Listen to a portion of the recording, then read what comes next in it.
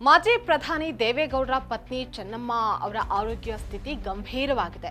ಕಳೆದ 3 ದಿನಗಳಿಂದ ಆಸ್ಪತ್ರೆಯಲ್ಲಿ ನಿರಂತರವಾಗಿ ಚಿಕಿತ್ಸೆ ಕೂಡ ನಡೀತಾ ಇದೆ. ಉಸಿರಾಟದ ಸಮಸ್ಯೆಯಿಂದ ಅವರು ಬಳಲ್ತಾ ಇದ್ದಾರೆ. ಇದೀಗ ಅವರ ಆರೋಗ್ಯ ಸ್ಥಿತಿ ಗಂಭೀರವಾಗಿದ್ದು, ಜೈಲಲ್ಲಿರುವಂತಹ ಮಾಜಿ ಸಂಸದ ಪ್ರಜ್ವಲ್ ರೇವಣ್ಣ ಅಜ್ಜಿ ಚೆನ್ನಮ್ಮ ಅವರನ್ನ ನೋಡೋದಕ್ಕೆ ಹೊರ ಬರ್ತಾರಾ ಅನ್ನುವಂತಹ ಪ್ರಶ್ನೆ ಈಗ ಸದ್ಯ ಎದ್ದಿದೆ. ಜೈಲಿನಲ್ಲಿ ಇರುವಂತಹ ಮಾಜಿ ಸಂಸದ ಪ್ರಜ್ವಲ್ ರೇವಣ್ಣ ಅವರ ಅಜ್ಜಿ ಚೆನ್ನಮ್ಮ ಅವರನ್ನ ನೋಡೋದಕ್ಕೆ ಹೊರ ಬರುವಂತಹ ಸಾಧ್ಯತೆ ಇದೆ. ಹೀಗಾಗಿ ಪ್ರಜ್ವಲ್ ರೇವಣ್ಣ ಪೆರೋಲ್ ಅರ್ಜಿ ಸಲ್ಲಿಸುವಂತಹ ಸಾಧ್ಯತೆ ಕೂಡ ಹೆಚ್ಚಾಗಿದೆ ಅಂತ ತಿಳಿದು ಬಂದಿದೆ. ಅಜ್ಜಿಯನ್ನ ನೋಡೋದಕ್ಕೆ ಅವರು ಜೈಲಿನಿಂದ ಹೊರ ಬರೋದಕ್ಕೆ ಪ್ರಯತ್ನ ಮಾಡುವಂತಹ ಸಾಧ್ಯತೆ ಇದೆ.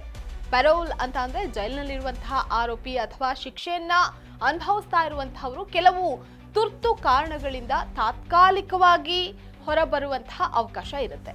ಇದು ಸಾಮಾನ್ಯವಾಗಿ ಕುಟುಂಬದಲ್ಲಿ ತೀವ್ರ ಆರೋಗ್ಯದ ಸಮಸ್ಯೆ, ಮದುವೆ ಅಥವಾ ಬೇರೆ ಬೇರೆ ಸಂದರ್ಭಗಳಲ್ಲಿ ನೀಡಲಾಗುತ್ತೆ. ಪೆರೋಲ್ನಲ್ಲಿ ಬರುವಂತಹವರು ನಿಗದಿಪಡಿಸಿದಂತಹ ಸಮಯದ ನಂತರ ಮತ್ತೆ ಜೈಲಿಗೆ ಹಿಂದಿರುಗಬೇಕಾಗತ್ತೆ. ಇದು ಫೋಕಸ್ ಟಿವಿ ಡಿಜಿಟಲ್ ಕಂಟೆಂಟ್. ನಾನು ನಿಶ್ಚಿತ.